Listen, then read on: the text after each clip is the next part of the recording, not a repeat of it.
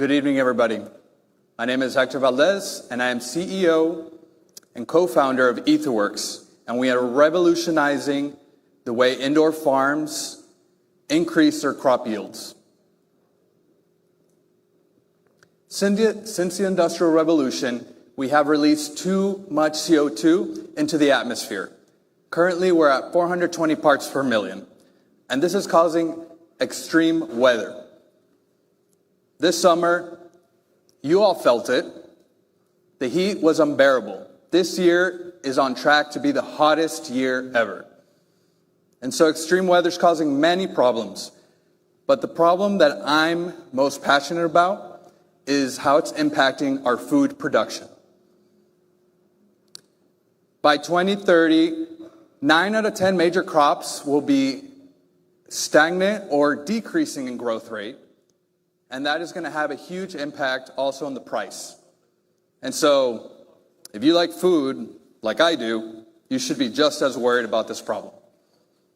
Now, many experts believe that a lot of the traditional farming will move into indoor farming because you can grow a lot more food with less land, water, and you can protect against extreme weather. In addition, by indoor farmers adding CO2 into the indoor farm, you could increase crop yields by up to 30%, as you can see in that image. And so that sounds great, right? No problem. Let's all go home. But there is a problem. And the problem is how the indoor farms are adding the CO2 into the indoor farm. They are currently burning fossil fuels to generate the CO2. Let me say that again. They are currently burning fossil fuels inside their indoor farms. Doesn't that sound crazy? And that is causing an additional 540 million tons of CO2 to be released into the atmosphere globally. In addition to that, there's other problems that this method of burning fossil fuels has. They have to deal with fossil fuel prices varying based on world events, and they have to deal with transportation costs, and if done incorrectly, it could be unsafe. And so, Aetherworks has a solution. We are licensing NASA technology that was designed for the International Space Station to take CO2 out of the space station. And so this technology has got to be cutting edge, right?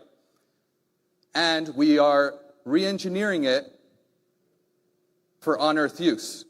We are locating our CO2 capture products right outside the indoor farm, capturing the CO2 from the ambient air, containerizing it, and then releasing it into the indoor farm, helping them increase their crop yields. Now, this has two solutions. This gives us two solutions. The first is it helps the indoor farms not burn the fossil fuels that are causing the climate problem that we just talked about. In addition, we are providing a solution for our customer. That's what the customer cares about. What is it in it for him? We're providing them an on-site, clean, cost-effective, safe, and renewable source of CO2. And so our estimates show that indoor farms currently spend $1.4 billion on CO2 globally. And that number is expected to increase as the indoor farming market grows from $44 billion to $88 billion. And so there is a large and growing opportunity for Aetherworks, and we are ready to take advantage of it. Now, we have performed market validation through customer discovery, and here's just a snapshot of some of the conversations we've had with our customers. To summarize, our customers are saying two things to us. We're not happy with our current method of adding CO2 to their indoor farms, and they want our product in their indoor farm now. Since 2021, when we began our journey, we started working on our first lab prototype, where we had remarkable results and where we gathered our data to then move on and start building our first field prototype, which we just finished last week.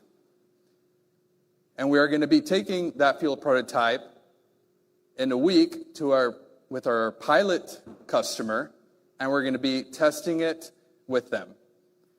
So right about now would be a really good time to get some additional funding. Now, next, we're going to be moving on and gathering the data that we learned from there, working our minimal viable product, and continue on until we start manufacturing our first commercial product in the first quarter of 2025. And so, like I said, we're going to use part of the StartUp Texas first place prize money for the testing we're going to be doing, but the majority of the money we're going to be using to apply for a Small Business Innovation Research Grant, an SBIR.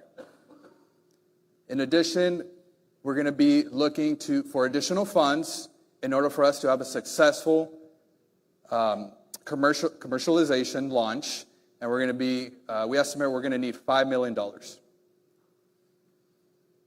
And so in the first 2 years of operations, we expect to be in the red as we grow our team, ramp up manufacturing, but by the third year, we expect to be profitable as we lease and sell our product to our customer. We're going to be first targeting the U.S. market, and then we're going to be selling business to business.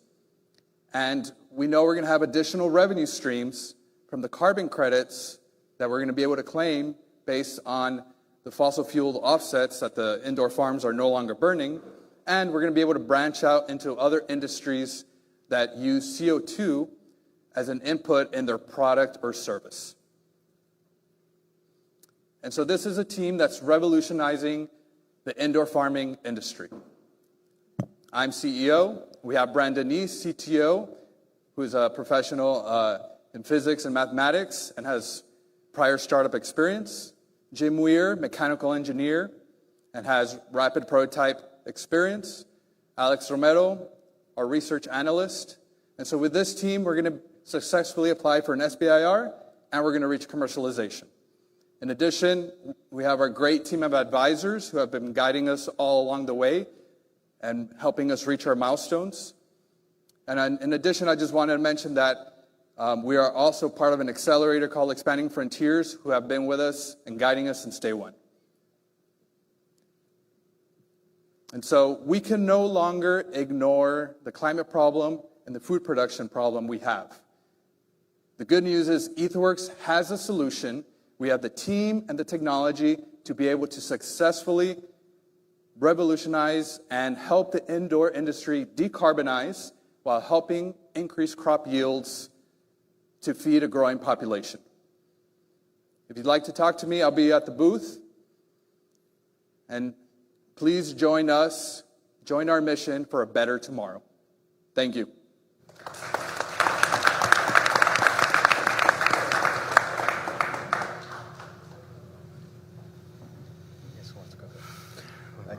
So your prototype, is it going to be the same prototype for all of the various indoor agriculture operations? I mean, tell us a little bit about what that looks like from a scale-up standpoint. Yes, thank you. Thank you for the good question. Yes, we're designing our product to be a modular. So we're taking the modular approach where we'll be able to scale up and add additional CO2 capture products as our customers' CO2 requirements change, either increase or decrease. And so we'll be able to scale up and add additional modules to help meet their growing demand. So these modules are symmetric, so they would be basically adding like 1x, 2x of the same X, as opposed to changing something more substantial? Yes. There is a small variability where we can play with the performance of the product in order to capture a little more CO2 or a little less. And so there is some variability in each of the products. But for the most part, yeah, there's a certain amount that we're delivering. Okay. Yeah, I'll go next. Can you hear me? Okay. Yes. So, two-part question here. So how costly is the capture rate of the CO2 or the system itself? And then what's the cost effectiveness of your system versus the traditional method right now? Yes. So we know that indoor farms currently spend somewhere between 80 to 75 cents per square foot on CO2. And so we understand where our price range needs to be to a certain extent. And so our product, the cost of our product, how much it's going to cost the indoor farm, is going to depend on how much square footage they have. And based on our business model of leasing the product or selling it, we're expecting to have about 20% profit margin. And so with the numbers of how much it's going to cost, it's really going to depend on the size of that indoor farm. Okay, thank you. I'm going to piggyback that question. Great presentation, by the way. Couple things. If you were to give a 10,000 square foot facility, at what point can the consumer expect break even, right? So when does that turn? And secondly, who would you consider your direct competitor that's doing essentially what you're doing somewhere else, if there's anybody? Yes. So if they buy the product, we expect them to break even in about 6 years. Mm-hmm. And we expect our product to have a lifespan of 10 years. And so true cost to them is even lower based on those extra 4 years that they might get. For the question about our direct competitors, we have 2 direct competitors that are using direct air capture technology to capture CO2 from the ambient air like we are. Mm-hmm. One of them is Skytree, the other one is Carbominer. Mm-hmm. They're at different stages of development, but based on what we have looked at and what their technology is, we believe we have still cutting edge over them. Thank you. Thank you. We're out of time for questions. So thank you. One last one. Okay. Yeah. So Hector, tell me a little bit about the NASA technology, right? Is it exclusive? Is it royalties, licensing, et cetera? Yes. So we have licensed our technology, and there's a royalty fee that we would have to pay to them once we start selling our product. And the terms of the contract? How long do you have it? How long is that lease? I'm not aware that it ends at any point. I would have to go back and double check that, but I can get back to you on that specific. Thanks. Thank you so much. Thank you all. Round of applause.